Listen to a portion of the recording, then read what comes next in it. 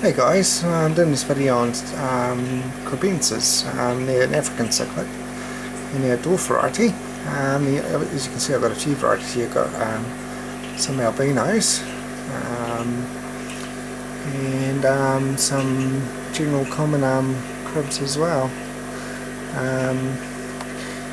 They like an array of diet. They like live food such as larger brine shrimp or smaller fish.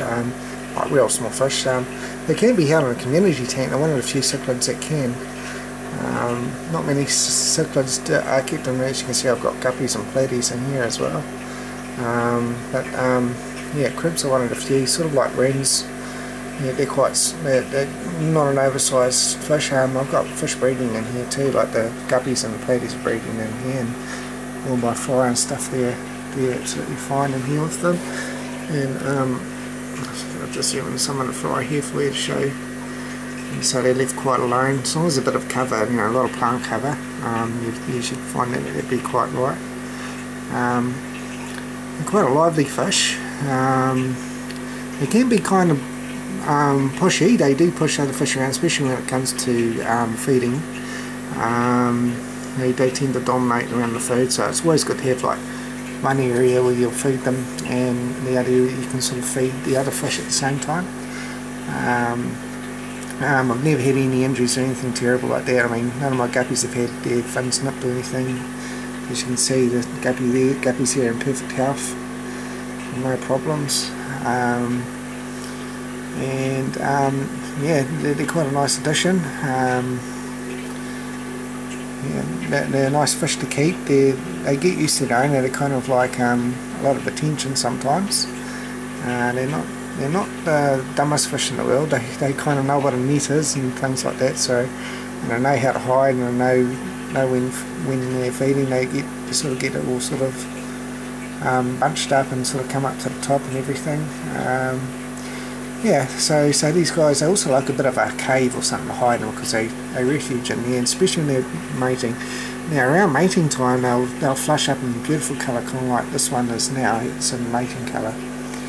And yeah, the boy will sort of guard the area, and the girl will the girl will sort of seek refuge, and they'll lay eggs and have little babies, and they're mouth brooders, so the babies they'll keep in their mouth, so don't freak out if they're got babies, so you think that they're eating them. They're not eating them, they're just looking after them in their mouths.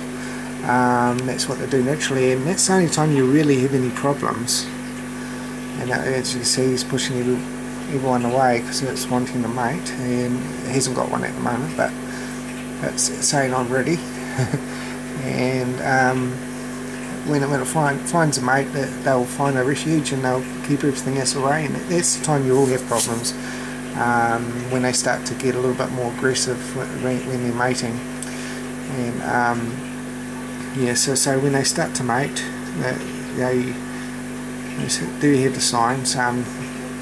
You might end up having to separate them, but it's quite unusual to have to do that, especially when you've got a lot of room in your tank. If you've got small areas, then you could run into problems around mating. And if you have one crib to the whole of tank, you really not can have any problems. They're not like convicts, who tend to be very aggressive. They've got limited aggression. As you can see, he's pushing things around, but he's not really doing any damage or taking chunks out of anything. You get other varieties like golden Kribs. There's a golden albino variety right there. And you've got normal albino Kribs as well. Yeah, there's actually quite a few. You can get ones that are called rainbow Kribs.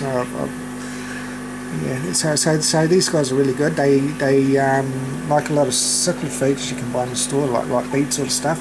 They also like a bit of vegetation in their diet, so they'll pick at algae, and they'll even have a go at the algae wafers, which is not a bad thing to give them as well for a bit of mix. You do your homemade foods with gelatin, which is easy to research on the net. Yeah, these guys are not too fussy with water parameters, but they do tend to like a sort of acidic sort of as far as I've found. They don't mind being in around the 5 or the 6 area. But yeah, they're quite a interesting fish to have. They certainly brighten up the colours. They're probably one of the very few, as I was saying, that you can keep with guppies and platies and other community type fish. They'll snack on occasional babies, you know, fry that, so it's not very much. And as I've shown you, I've got a lot of fry in here, just amongst the weed and stuff there. So yeah, any questions or answers, just give us a yell.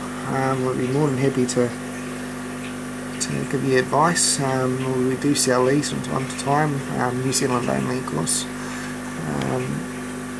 Yeah, so I hope you guys got some good information out of this. Yeah, have a good one, guys.